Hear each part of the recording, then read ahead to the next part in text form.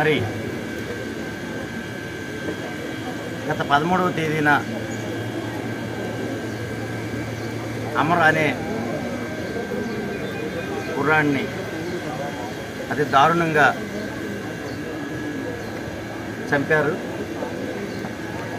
మరి ఆ రోజు నుంచి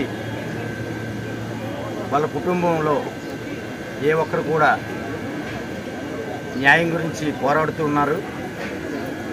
మరి అమర్ని చాలా కిరాతకంగా అలా చంపిన విషయం ప్రతి ఒక్కరికి తెలిసిన విషయమే. మరి ఆ చంపబడిన విషయంలో పోలీసు వారు మనకి 100కు 100% న్యాయం చేస్తామని మనకు మాట ఇవ్వడం జరిగింది. మరి ఆ రోజు ఎఫ్ఐఆర్ కట్టినప్పుడు కూడా ఆ ఎఫ్ఐఆర్లో కూడా సెక్షన్స్ కూడా మంచి సెక్షన్స్ వేస్తామన్నారు. మరి ఎఫ్ఐఆర్ కట్టిన తర్వాత మనకి ఇన్ఫామ్ కూడా చేస్తామని చెప్పారు. మరి ఇన్ఫామ్ చేయకుండానే ప్రెస్ నోట్ని రిలీజ్ చేయడం జరిగింది. మరి ఆ ప్రెస్ నోట్లో మొత్తం 12 మంది ముద్దాయిల కింద వాళ్ళు తీసుకోవడం జరిగింది.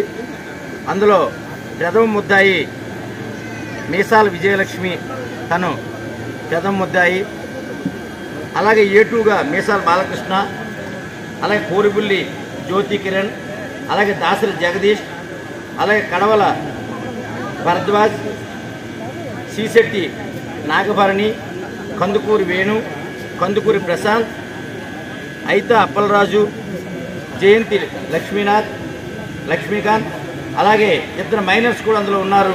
సుధీర్, రూపేష్ అని చెప్పి 2 మైనర్స్ కూడా ఉండడం జరిగింది. మరి పోలీసు వారు 11 మందిని వాళ్ళు అరెస్ట్ చేశారని చెప్పారు. వాళ్ళు ప్రెస్ నోట్లో కూడా చూపించడం జరిగింది. మరి 11 మందిని, అలాగే అందులో కొన్ని కార్లను, అలాగే కొన్ని వెహికల్స్ని కూడా వాళ్ళు సీజ్ చేసామని చెప్పారు.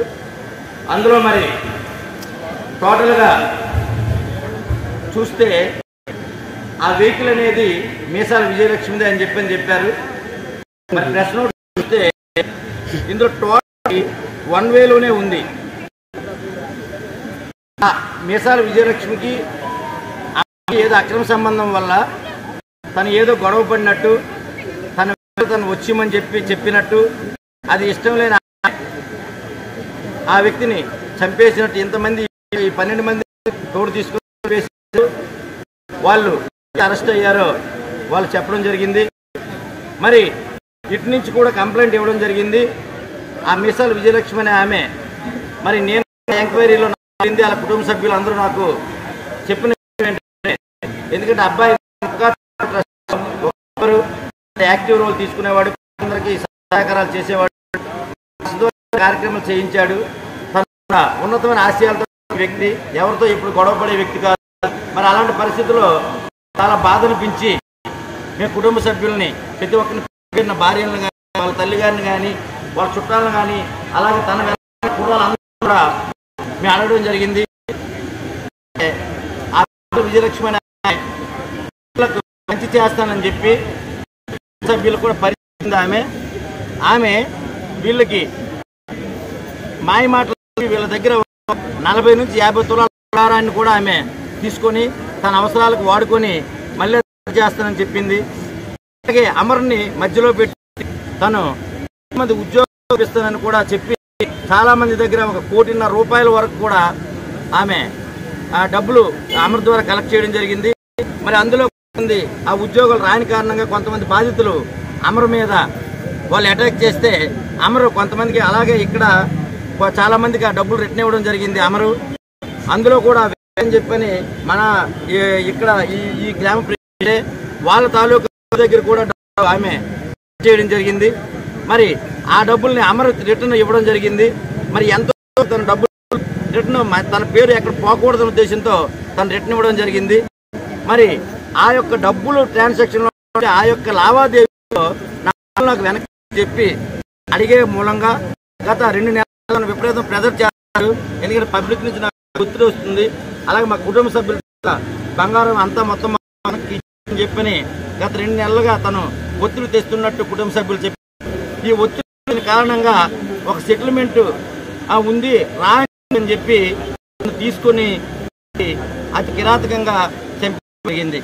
మరి దయచేసి నేను పోలీసు ఒకటి వేడుకుంటున్నా, మరి మీకు ఆల్రెడీ సభ్యులతో అందరం కలవడం జరిగింది. మరి ఈ యొక్క ఎఫ్ఐఆర్ కాపీలో మీరు ఏదో అక్రమ సంబంధంలో అబ్బాయిని చంపేశారని ఇందులో రాసి మేము శంకించడం లేదు. కానీ ఈ ఎఫ్ఐఆర్ అనేది మార్చి మళ్ళీ కట్టాల్సిందిగా మనం చేస్తున్నాము. బాధితులందరూ కూడా వాళ్ళు కూడా కంప్లైంట్లు ఇవ్వడానికి రెడీగా ఉన్నారు. బాధితులందరూ కూడా కోవడం జరిగింది. వాళ్ళందరూ కూడా మీ స్టేషన్కి వచ్చి కంప్లైంట్ ఇవ్వడానికి కూడా వాళ్ళు ముందుకు వస్తున్నారు. మరి ఆమె కూడా ఒక పార్టీలో యాక్టివ్ తీసుకున్న వ్యక్తి. ఆ పార్టీ పెద్దలు కూడా ఆలోచించి ఈరోజు జగన్మోహన్ రెడ్డి గారు వస్తున్నారు. మరి ఆ అవకాశం దొరికితే కనుక జగన్మోహన్ రెడ్డి గారు ఇలాంటి విషయాలను ఎప్పుడు కూడా ఉపయోగించే వ్యక్తి కాదు. ఇలా న్యాయం చేస్తానని ఒక నమ్మకంతో ఇలాంటి పరిస్థితి మేము ఏం చేద్దాం అనుకుంటున్నామంటే తల్లి గారిని వాళ్ళ కూడా జగన్మోహన్ రెడ్డి కూడా ఒకరికి ఇద్దామని ప్లానింగ్ చేస్తున్నాము. ఎంతవరకు అవుతుంది కానీ ఈ మీడియా ద్వారా ఇచ్చిన జగన్మోహన్ రెడ్డి కూడా వింటారని వెళ్తున్న ఆలోచన. మరి